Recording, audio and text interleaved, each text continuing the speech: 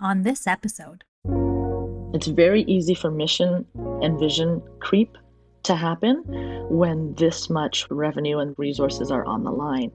The model of the Equality Fund, gender lens investing, there is a different way to work with community. Really listening when we had concerns around potential for values misalignment, making sure that folks are being brought along and that their voices are present in everything that we do.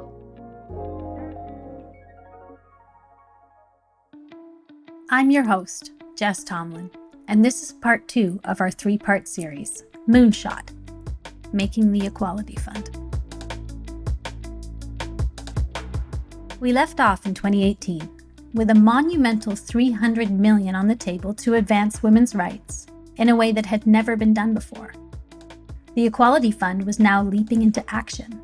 This was our moment to seize the potential of a philanthropic and political opening in Canada, build a global women's fund, and most important of all, catalyze new, abundant resources for feminist movements all over the world.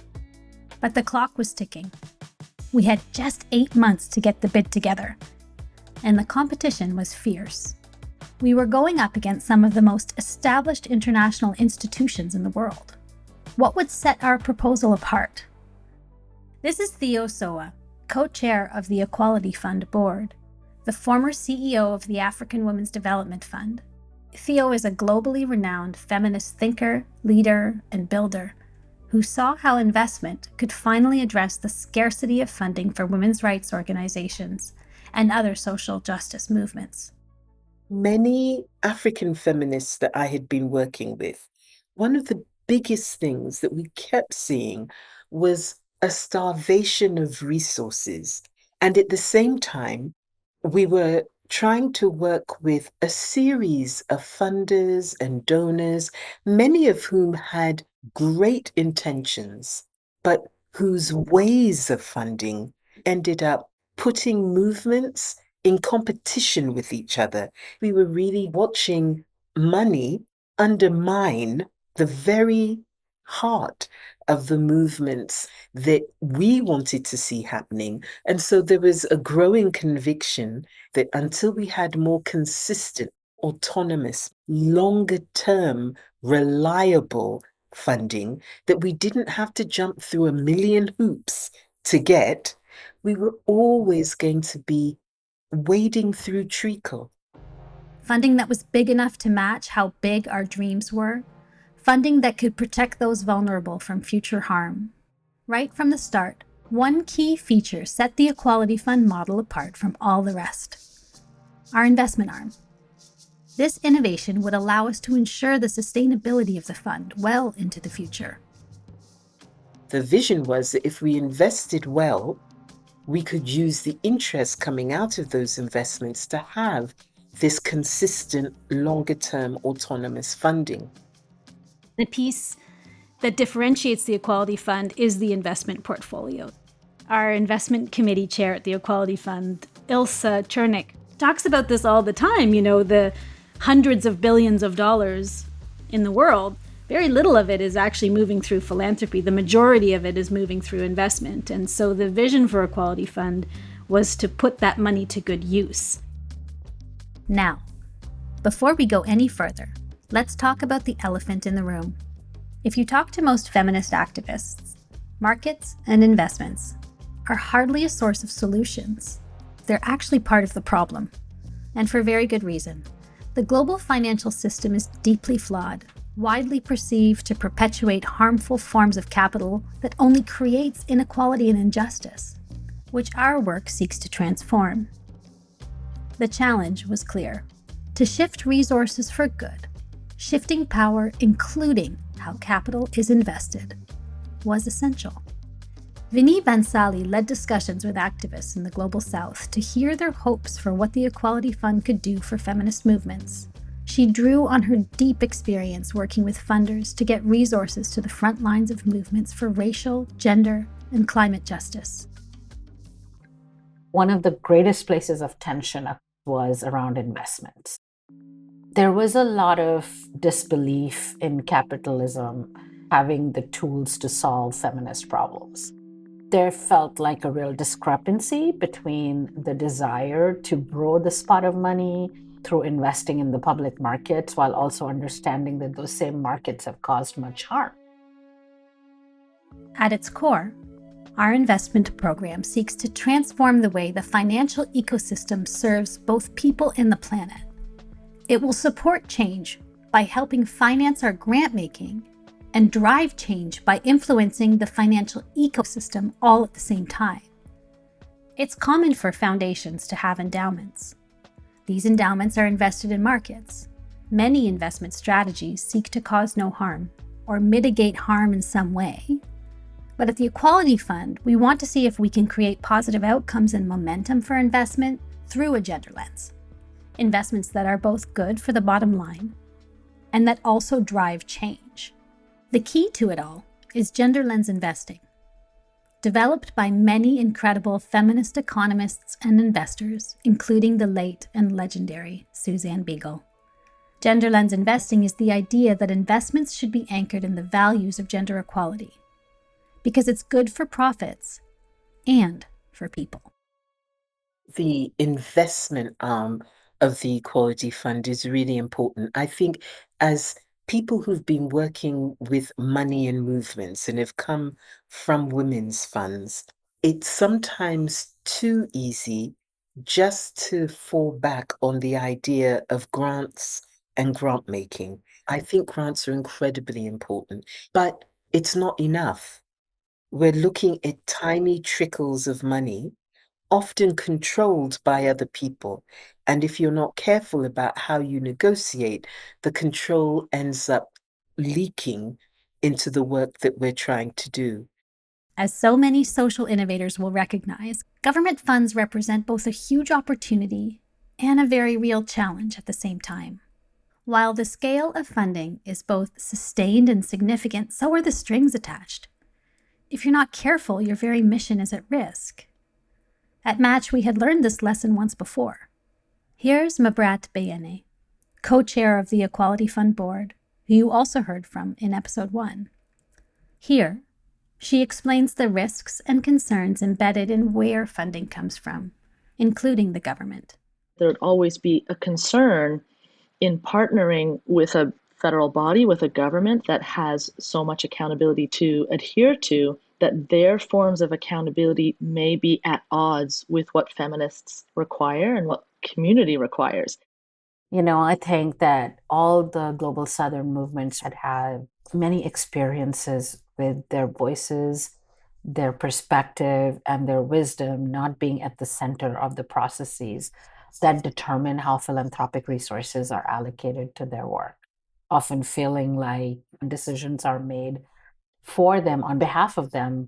So it was about how do you invest in ways that don't undermine women's rights? How do you invest in ways that promote gender equality, racial equality, all of the equalities that we want to see? How do you invest in women in different ways so that those women are able to reach their full potential? The answer is simple. You ask. And so it was extremely powerful, one, for the leaders to simply be asked. And then secondly, to have a role in shaping how the fund was going to be designed. When we truly listen to the people that are on the front lines of our movements and that are trying to build solutions out of really difficult circumstances and conditions, their clarity and their bravery is astounding. The one area that for me was very exciting was that there is a different way to work with community, that there is a different way to leverage resources, that there is a different way to work with government, and holding those bodies to account with actual resources and actual dollars that are substantial, that is audacious, and I would say appropriately audacious. So what was exciting was to be able to show this as a model that other funders, governments, individual donors, the philanthropic community could be adopting.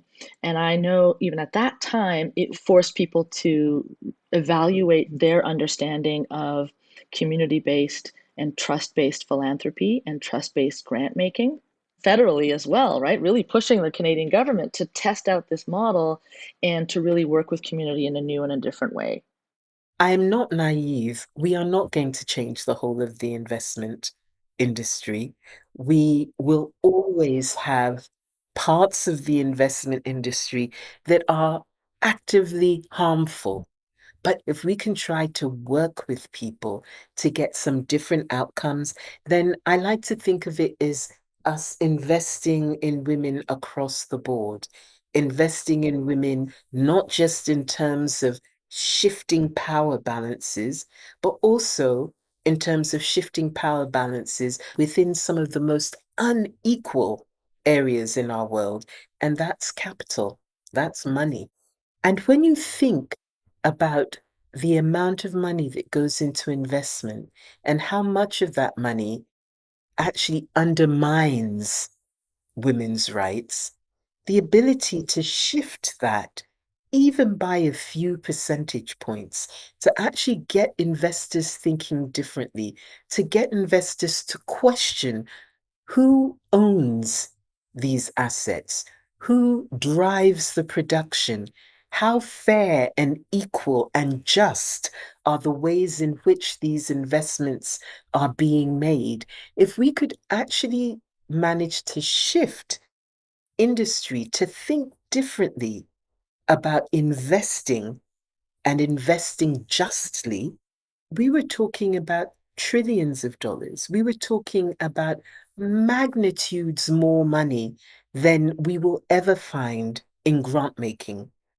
There is no better time to bring in the amazing Jess Hussein.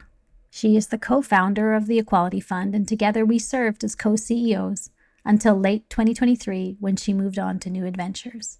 As we were building the proposal, we were so lucky to connect with Sophie Gupta, Principal and Head of Responsible Investing at Yaletown Partners. She's a current Equality Fund board member, and she was instrumental in showing us the vision of how other forms of capital could drive our financial model. She broke it all down for us and showed us how investing with a purpose had the real potential to fund women's rights at scale. I mean, Sophie, we wouldn't be here without her. There's no doubt about it. Like, one of the most interesting parts of the Equality Fund, I think then now, was this idea that we would bring under one tent for women and girls and non-binary folks a place for investment capital and charitable dollars and this feminist grant making. And Sophie led that. I mean, you and I were like, what's a stock? And like, what does capital mean exactly? What? So having her deep experience and understanding of the investment world and her personal feminism and her personal philanthropy and commitment to gender equality, both Canadian, domestic, and globally, was, I think, really essential and set us on our path. And it's amazing that she's on the board now because she has this institutional memory of the early days. And often, like, you know, we're checking in with her vision on the investment side and ensuring that we're staying true to what we wanted to build. But as with any bold endeavor, there were lessons along the way. For me, in the beginning, asking all these partners to come on board felt like we were asking for a favor. Mm-hmm. What a mistake that was. Because I think for every single partner, we were like, this is our build. This is our vision. We have to win. We're in a battle and we need your help. And can you please help us? Because it's really important. And that is not what this was. Yeah. It's not, can we have your money, please? Because we're onto something great. It's like, do you want to come in and be part of something absolutely epic for you? Yeah. We recommend it for you. Like, be a part of this because it will serve your leadership. It will serve your organization. It will serve history. You want to be part of this. That is something I wish I had done differently from the get-go, or I understood differently, because I often felt like we were asking for favors when what we were doing was actually inviting people into something beautiful. If Equality Fund was successful, then Gender Funder Collab, this collective of philanthropic actors, was going to put money on the table. And their leader, a woman by the name of Keely Tongate, came to Ottawa as part of this presentation. And we were nervous and we were the underdogs. It's absolutely clear that that was the case because this just had never been done before. And Gender Funder Collab represented a really interesting possibility because they were, on behalf of philanthropy, like putting money on the table. They made a $25 million philanthropic guarantee. And the government was really interested in that. And they said, wow, that's really powerful. You know, to what extent will you work in partnership with anybody who's successful in winning this bid? And Keely, on behalf of that group, said, no, we're here because we believe the Equality Fund is the transformative idea. And I think we are here today because the people who showed up as part of the Equality Fund from the beginning just had skin in the game. Here's Keely Tongate, co-director of Gender Funders Collab, whose early investment and influence proved essential in making the case for our successful bid. We had the backing of this network of funders who, granted over $250 million, I believe, at that time. So, like a substantial, and they were excited and wanted Collab to have a presence in the Equality Fund story because they felt like the potential was there to do things differently, to try to unlock resources from different parts of the ecosystem, like governments, but in particular, the investment piece, because that was really untapped. I think what caught my attention was this level of creativity around not just doing things in the same way. So around that same time, the Collab had started a pooled fund to support feminist movements, like leverage and pool their resources to try to access those larger bilateral grants. And here was a feminist fund coming forward and saying, yeah, and we have another vision of doing that in a way that looks at the investment side, looks at the feminist grant making side, and it looks at, the role that governments and private philanthropy can play to seed an initiative. I feel like the Collab members were really excited and energized about, at that moment, it really did seem like governments were a really strategic place to be building relationships and trying to understand how they work and trying to understand this unique added value that philanthropy could provide, because, philanthropy is more flexible. So to start to build relationships across the table and think really strategically about how together these collaborations could be maximized for the benefit of the field. Keely wasn't alone.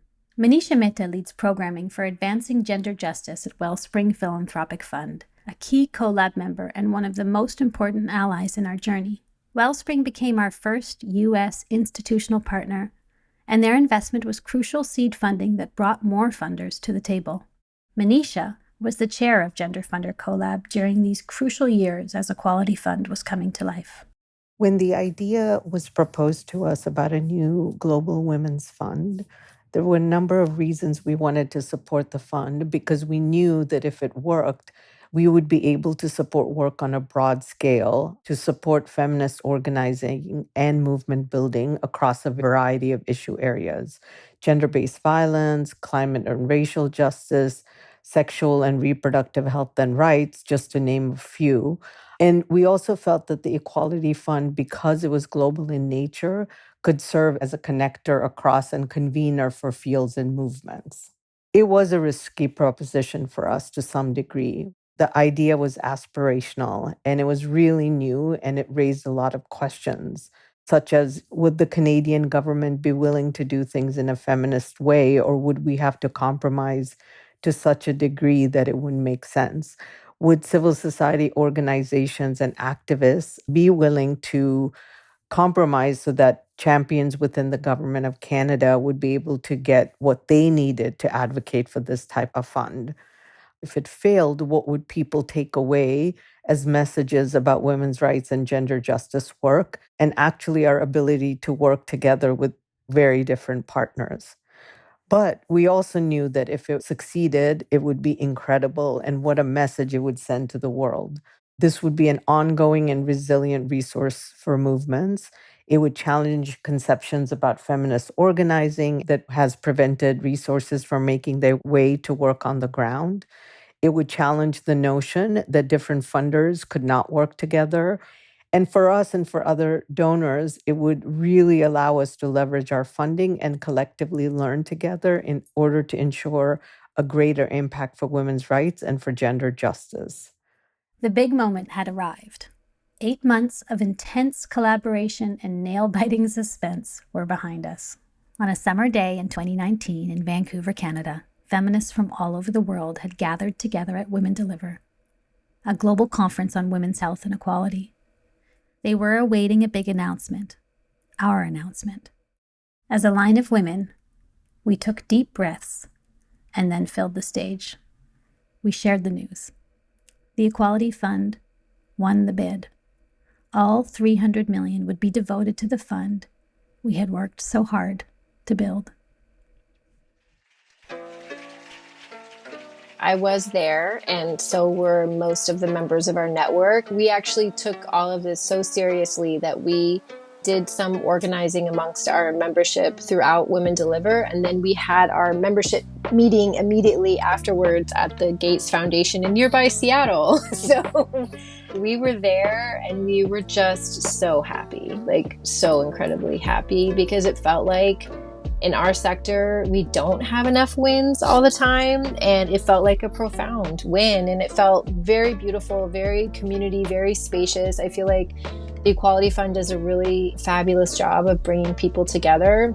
I feel like we deeply felt like we were part of the process and we were part of the win, and then from there, the building and all of it that came afterwards.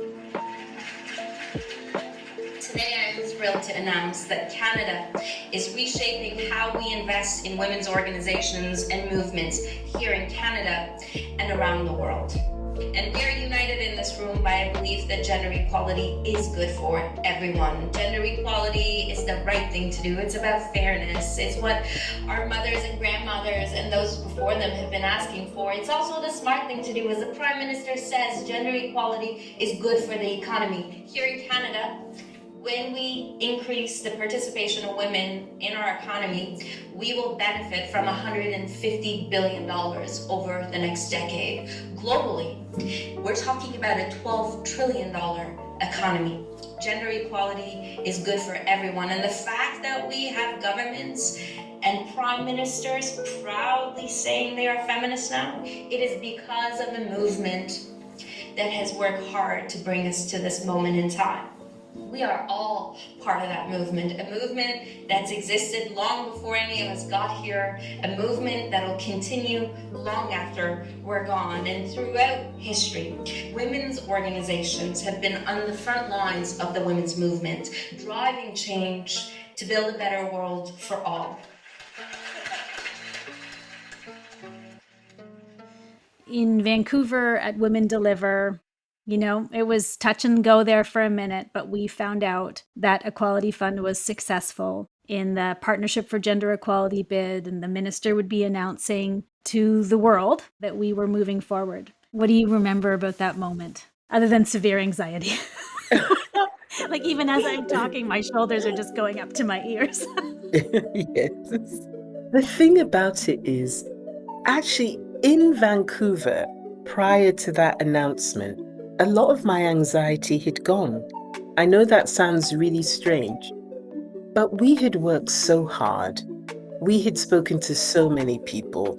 We had done so much advocacy, and it almost felt that when the decision was being made, if it wasn't made in our favor, there really wasn't any more that we could have done in terms of consultations, pushing, visioning, planning. It really felt as if that decision had not gone our way, we would not have lost per se, because the work we had done in getting there was work that would never be lost, and work that would lead us to other solutions if this particular solution didn't happen immediately.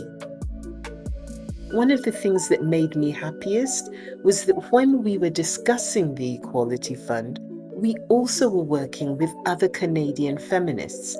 So the fact that the announcement was not just about the Equality Fund meant that we'd been able to do exactly what feminist activists want to do, which is collaborate rather than compete. And that was really important to me.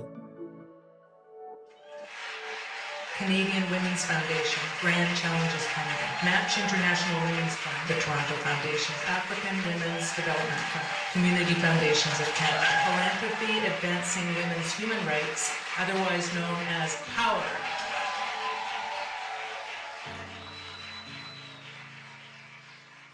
It felt as if we all won.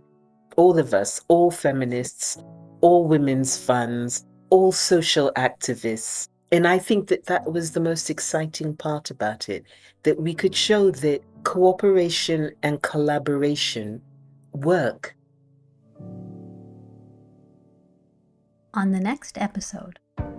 This was a chance to bring together government donors, financial institutions, public and private foundations in really one of the world's largest infusions of feminist funding. We knew that when properly and sustainably resourced, feminist organizations could transform the world. It feels important to take a moment to name a few of the match staff who were instrumental to our success. Amani, Bea, Beth, Dana, Sue, Bonnie, and Anne Elizabeth, and so many others. Thank you. This was the second episode of our 3-part series, Moonshot, Making the Equality Fund. The team that worked on this series is Tatiana Buba, Sarah Matsushita, Catherine Hodgson, Nicole Fisher, and Joe Voller. Our cover art is by Camo Frank. This podcast is produced and mixed by Katie Jensen at Vocal Fry Studios. I'm Jess Tomlin. Thanks for listening.